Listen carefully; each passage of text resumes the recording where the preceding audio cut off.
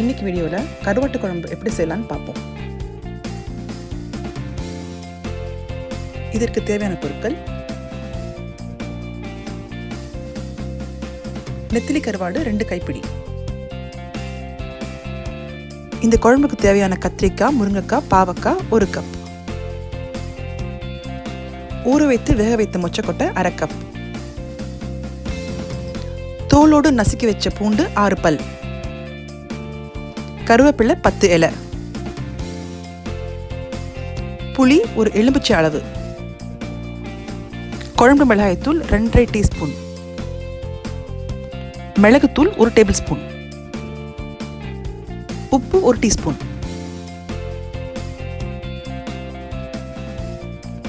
எண்ணெய் 2 குழிக்கரண்டி. முதல்ல புளியை 1.5 கிளாஸ் தண்ணி ஊற்றி நல்லா ஊற வச்சுக்கோங்க. இப்போ புளி நல்லா கரைச்சி வடிகட்டி எடுத்துக்கோங்க.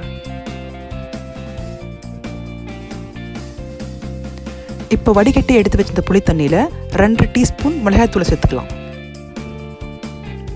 கூடவே ஃப்ரெஷ்ஷாக அரைச்ச 1 டீஸ்பூன் மிளகுத்தூள் சேர்த்துக்கலாம். அது கூட தேவையான 1 டீஸ்பூன் உப்பையும் சேர்த்துக்கோங்க.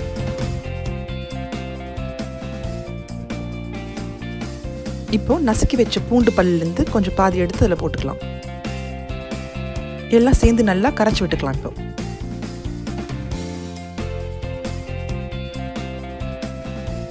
இப்போ நம்ம குழம்பை தாளிச்சுக்கலாம். ஒரு அடிகனமான பாத்திரத்தை அடுப்பில் வச்சு அதில் 2 குழிக்கரண்டி எண்ணெய் சேர்த்துக்கோங்க. எண்ணெய் காஞ்சதும் நம்ம மீதி வச்சுள்ள அந்த இடிச்ச பூண்டை சேர்த்து வதக்கிக்கலாம். பூண்டு பொரிஞ்சு வரும்போது கருவேப்பிலையும் சேர்த்துக்கலாம்.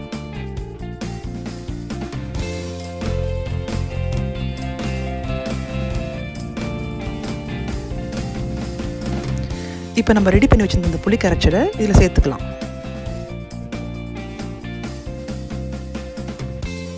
இப்போ அது கூட 1/4 டம்ளர் தண்ணி கழுவி அதில் சேர்த்துக்கோங்க.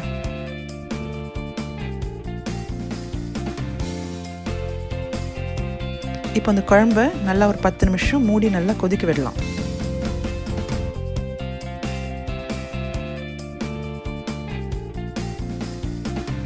இப்போ நம்ம குழம்பு நல்லா கொதிச்சு வர சமயத்தில் நம்ம எடுத்து வச்சிருக்க அந்த காய்கறி எல்லாம் சேர்த்துக்கலாம். இப்போ நல்லா கலக்கி விட்டு நம்ம குழம்பு திருப்பியும் கொதிக்க விடலாம். இப்போ கூடவே நம்ம ஊற வச்சு வேக வச்சு எடுத்து வச்சிருந்த அந்த மொச்சக்கொட்டையும் சேர்த்துக்கலாம். இப்போ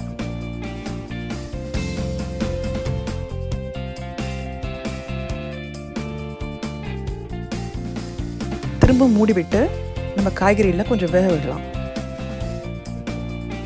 இப்போ ஃபைனலாக நம்ம கழுவி வச்ச நெத்திலி கருவாடை இதில் சேர்த்துக்கலாம்.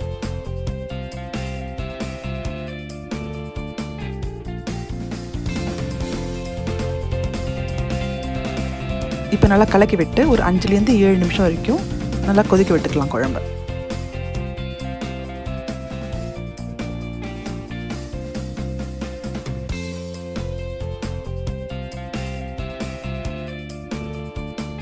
இப்போ நம்ம காய்கறி, கருவாடு எல்லாம் நல்லா வெந்து வந்திருக்கு.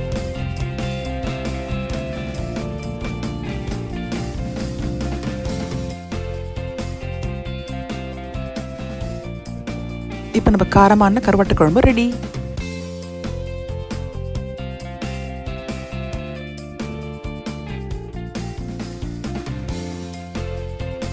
நம்ம வீடியோவை ஃபர்ஸ்ட்லேருந்து லாஸ்ட் வரைக்கும் பார்த்துட்டு எல்லாருக்கும் நன்றி.